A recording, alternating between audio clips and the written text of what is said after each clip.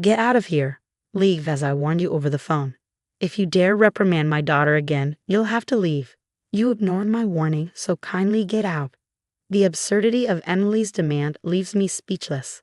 Emily, my sister-in-law, stands there, her face a mask of self-righteous indignation. You're just my brother's wife, an outsider. Stop pretending to be part of our family, she spits, her words cutting deep. Hearing these words from Emily shatters something inside me. I had endured her verbal abuse and her daughter Olivia's selfishness, thinking they were family. Now all the things I did with their interests at heart have been entirely negated. I have no reason to respect Emily and Olivia anymore. All right, I'll leave, I reply calmly and start packing my things. Emily and Olivia laugh heartily at my situation, but their laughter won't last long, I think, as I gather my belongings. My name is Chloe, and I live with my husband Ethan and his parents. Ethan had requested that we live with his parents once we were married. At first, I hesitated, but when I met Ethan's parents, I realized they were decent folks who respected boundaries. Convinced that life with them would be manageable, I accepted Ethan's proposal. Once we moved in together, my mother-in-law took over all the housework while I worked outside. In turn, I took over the chores when I was at home.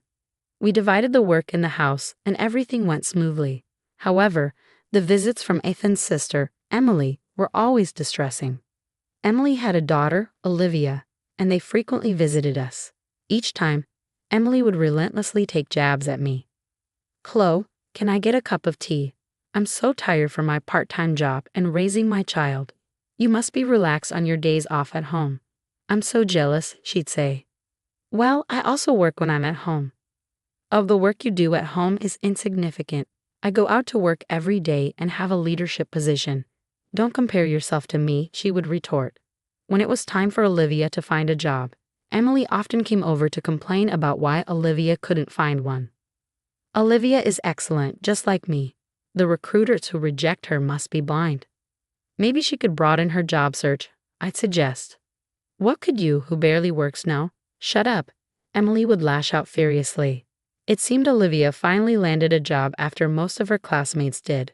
Olivia and Emily came over to report the good news to my mother-in-law. Granny, I've got a job. Look. Olivia proudly showed off her job offer letter to my mother-in-law, who smiled contentedly. Well done, Olivia. Yeah, I didn't expect to get into such a large company in the end. The interviewer was kind from the start, Olivia beamed. Next to Olivia, Emily grinned broadly. This company is a subsidiary of the company I work part-time for.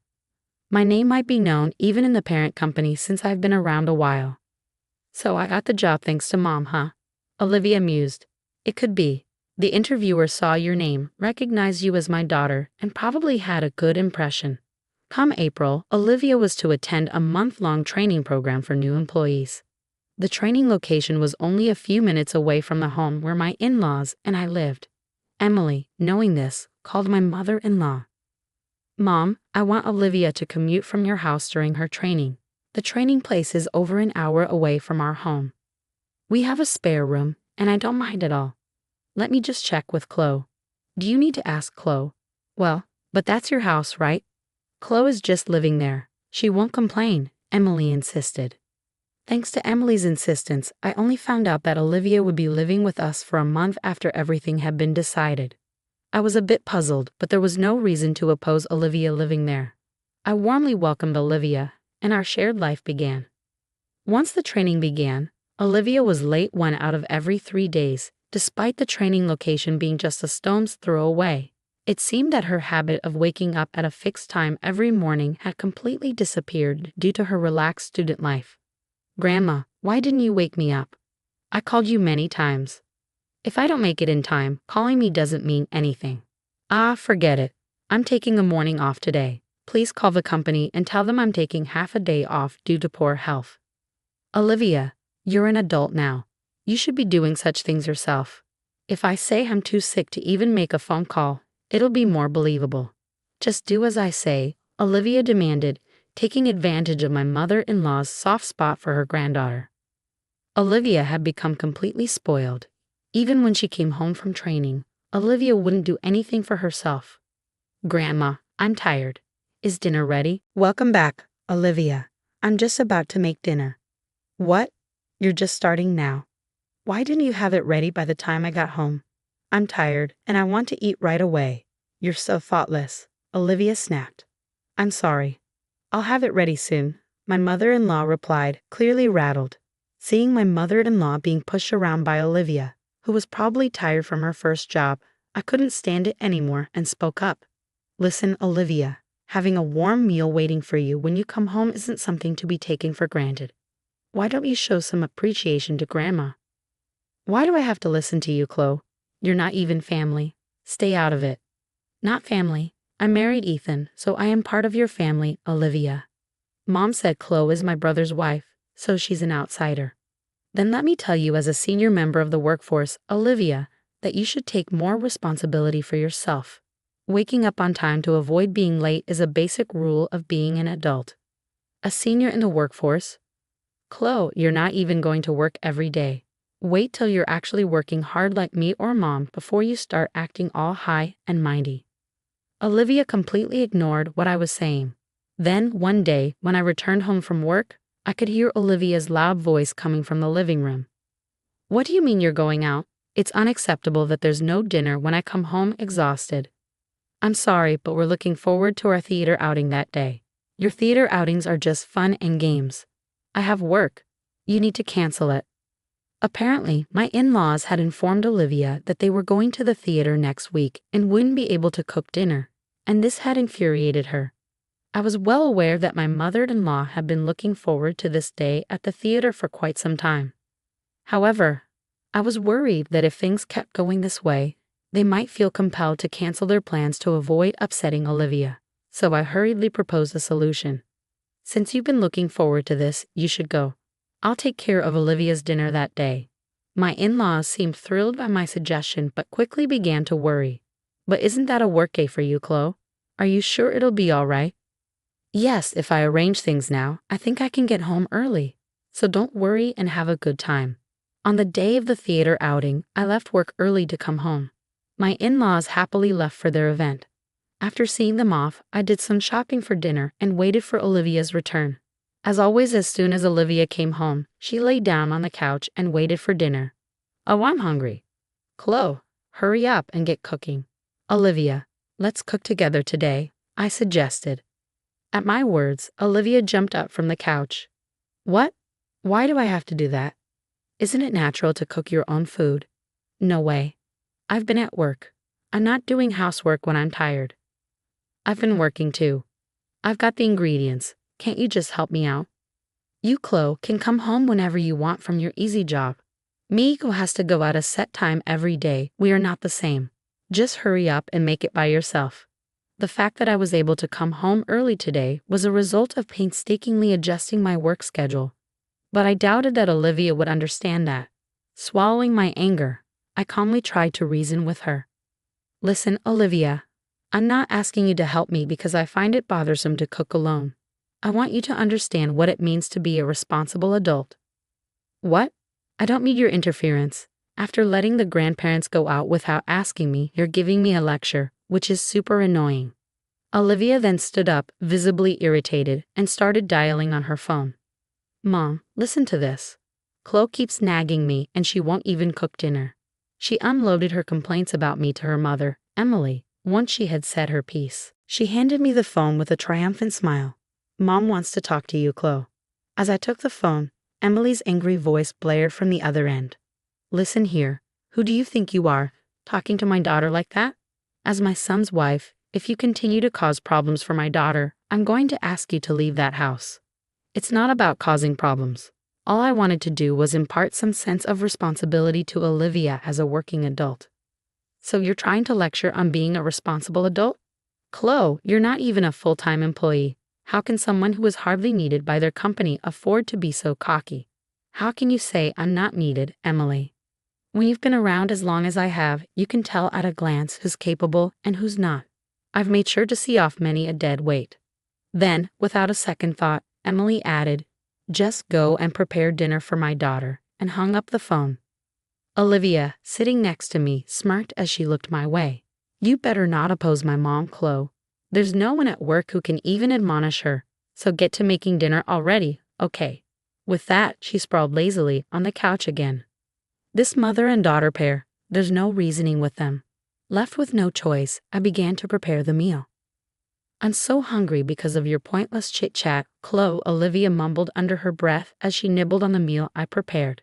Once she was done eating, she abandoned her dishes and headed back to the couch to watch TV without so much as a thank you. Hey Olivia, at least clean up after yourself. I tried repeating myself, but all I got was a bored look from Olivia. Suddenly, the doorbell rang. It was Emily. Why are you here? To my surprise, Emily casually replied, it seemed like you didn't quite get the message over the phone, Chloe, so I thought I'd come over and tell you directly. Hearing her mother's voice, Olivia excitedly reported, Mom, listen. Just after you warned her over the phone, Chloe started lecturing me again. Hearing Olivia's words, Emily glared at me. Looks like it was the right decision to come here after all. You're still complaining to my daughter even after everything I said. I had backed off on the phone, but I couldn't let this go for Olivia's sake. It's not a complaint. I'm merely teaching her the basic manners of cleaning up after herself, something even a grade schooler should understand. Hearing this, Emily snapped at me. There is no need for someone like you to be telling us about manners. Have you considered your own situation before lecturing about manners? What about my situation? You and Ethan can barely afford a house even with both your salaries combined. You're just leeching off this household. Why don't you change your own attitude before teaching my daughter about being a responsible adult? I'm not here to leech off you.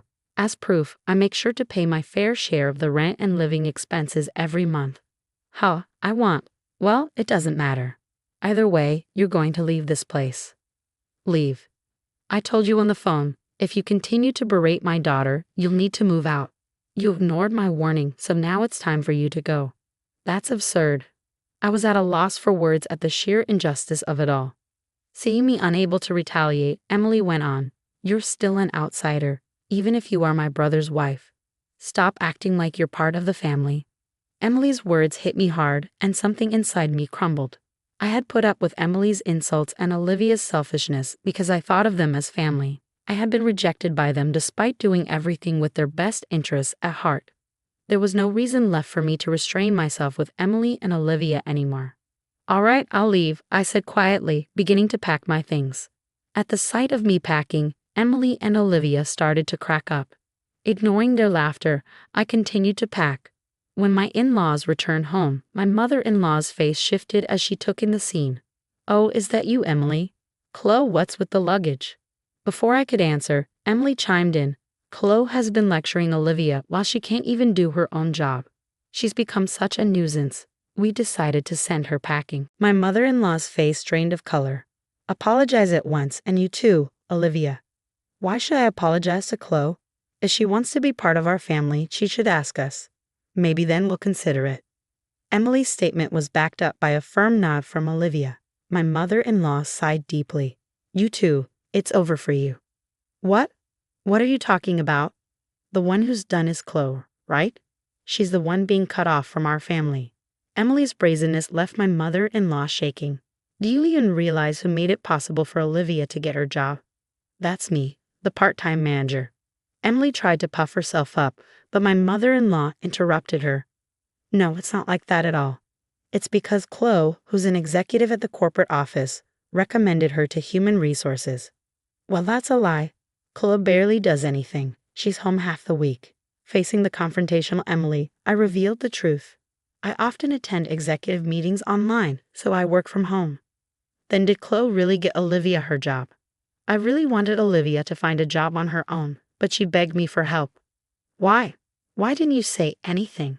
I wanted Olivia to start at the same place as everyone else, to work without any advantages. It was better for her not to know that I was an executive at her company. So did Mom and Dad know this from the beginning?